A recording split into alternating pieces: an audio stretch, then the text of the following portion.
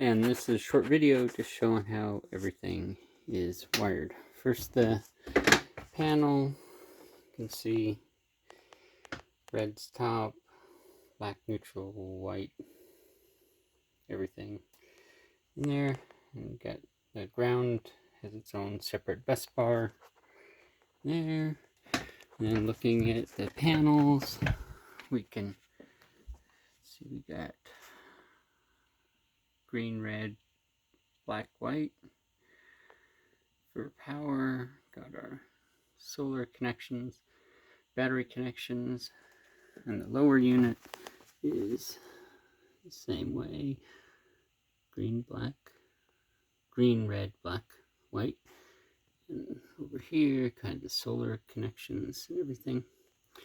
And finally, I've got my lights so we can look in here and you can see better the bus bars, something like that. Anyway, I could film this.